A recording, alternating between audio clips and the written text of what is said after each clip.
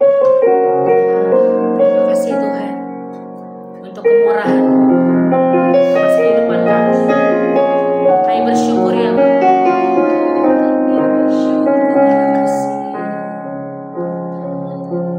Terima kasih Tuhan Yesus.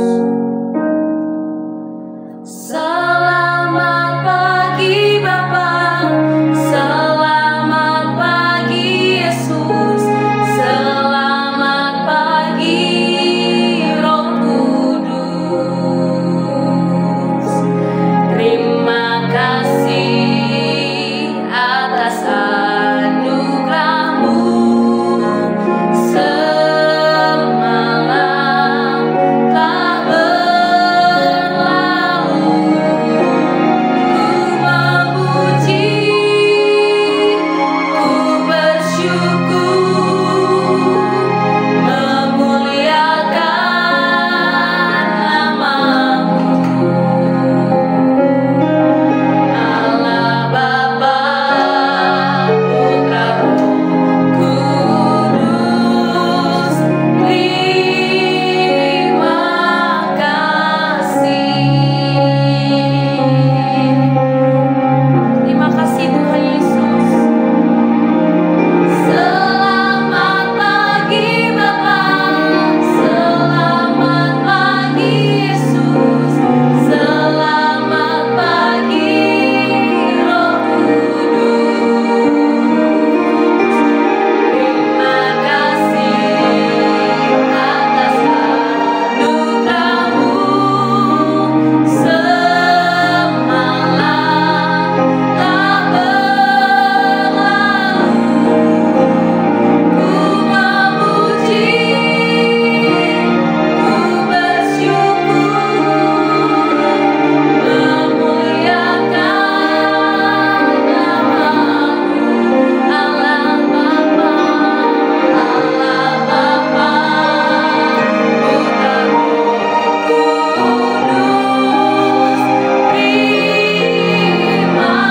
Sekali kita katakan lagu ini dengan sungguh-sungguh.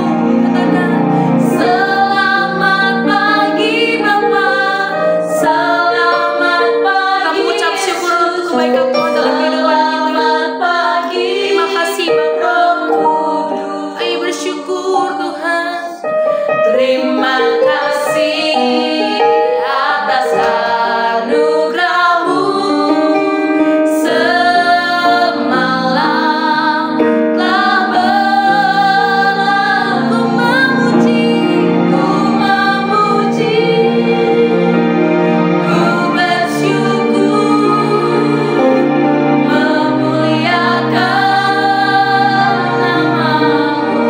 Allah Bapa, Allah Bapa, Putra, Roh Kudus, terima kasih. Allah Bapa,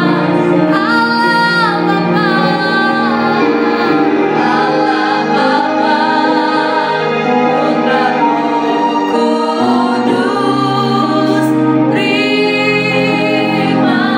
Sekali katakan, Allah Bapa, Allah Bapa, Putra, Roh Kudus, terima kasih. Terima kasih Bapa, terima kasih Roh Kudus, terima kasih Tuhan Yesus.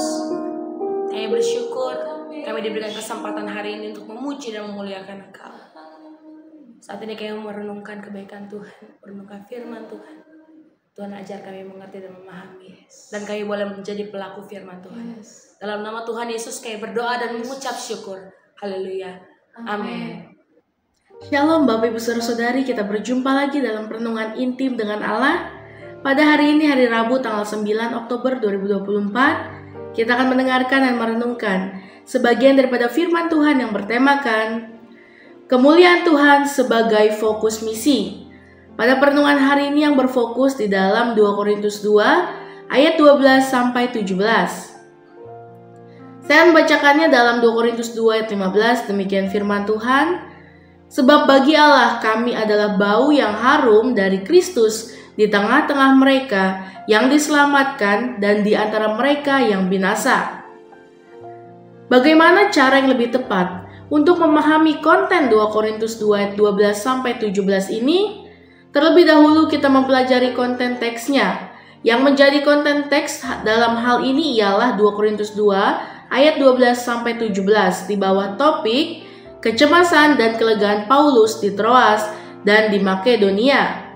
Sebelum mempelajari topik ini lebih lanjut, terlebih dahulu membaca 2 Korintus 2 ayat 12-17 seluruhnya.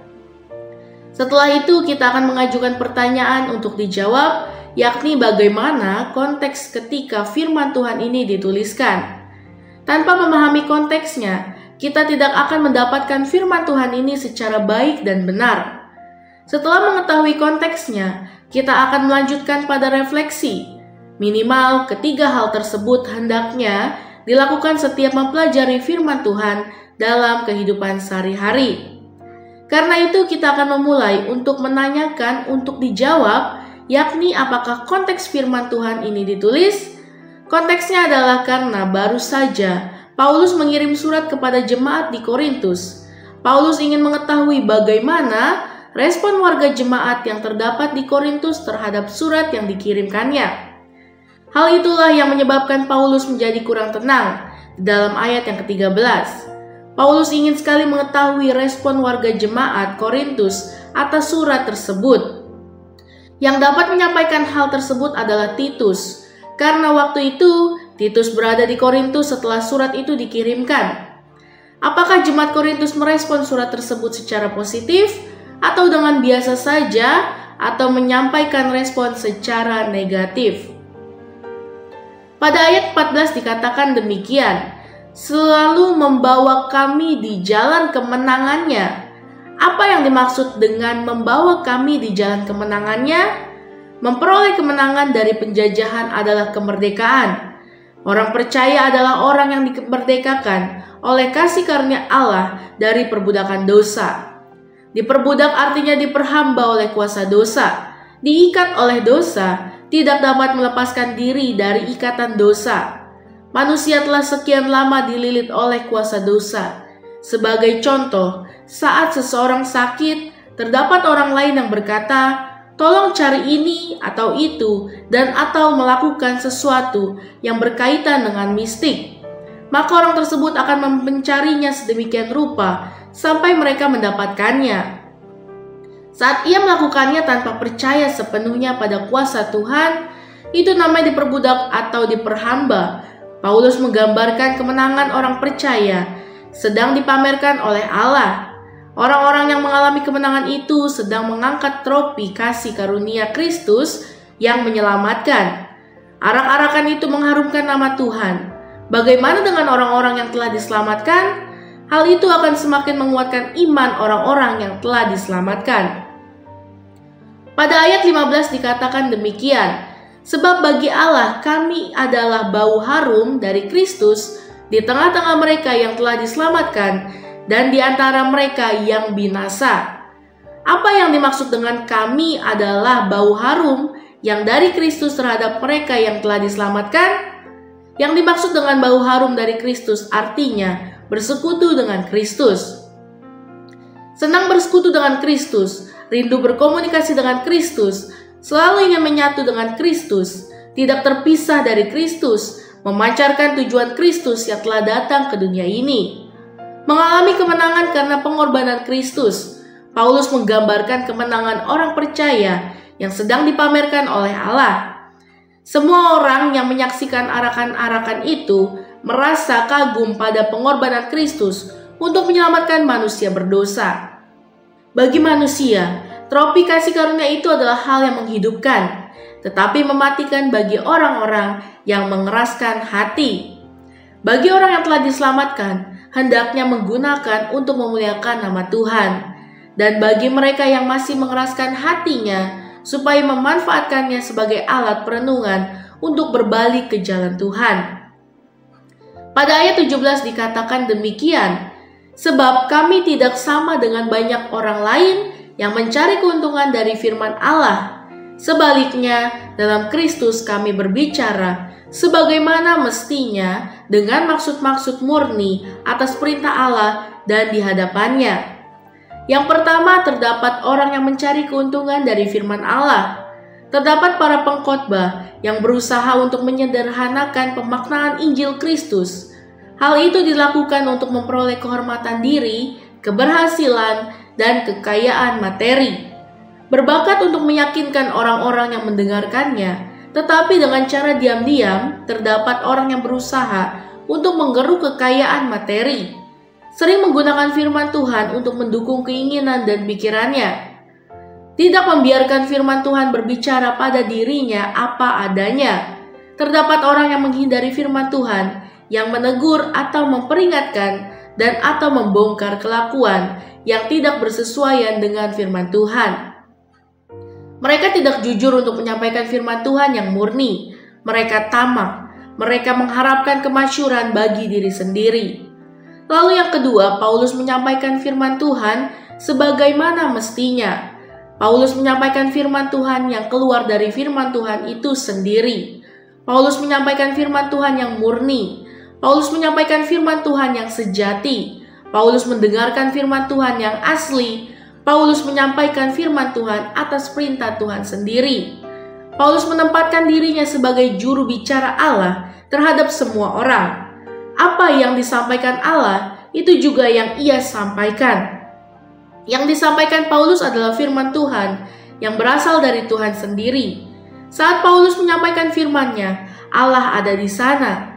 Apapun yang disampaikan Paulus untuk memperdengarkan visi atau misi dan atau kehendak Tuhan. Fokus pada apa yang disampaikan Tuhan kepadanya.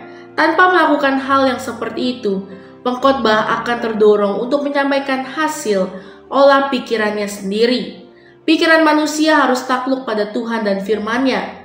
Jika pengkhotbah menyampaikan firman Tuhan berdasarkan olahan pikiran sendiri, maka yang disampaikan bukanlah firman Tuhan, tetapi perkataan diri sendiri, yang akhirnya warga jemaat yang memperhatikan saat itu hanya mendengar hasil pemikiran manusia belaka yang kurang bermanfaat untuk memperkokoh iman mereka. Khotbah yang baik adalah hal-hal yang disampaikan dari diri firman Tuhan itu sendiri. Teguran yang keras sekalipun, jika disampaikan berdasarkan keinginan firman Tuhan, adalah hal yang baik bagi kehidupan rohani kita. Karena Tuhan lebih mengetahui apa yang terbaik bagi kita yang menjalani kehidupan ini. Puji Tuhan, mari kita sama-sama berdoa. Bapa yang baik, terima kasih Tuhan Yesus. Biarlah firman ini merema di kehidupan kami Tuhan. Bagaimana Tuhan, kemuliaan Engkau Tuhan sebagai fokus misi kami di dunia ini Tuhan. Terima kasih Tuhan Yesus untuk perenungan pada hari ini. Biarlah firman ini selalu merema di kehidupan kami. Di dalam nama Tuhan Yesus, haleluya, amin. Salam sejahtera, Tuhan Yesus memberkati. Shalom.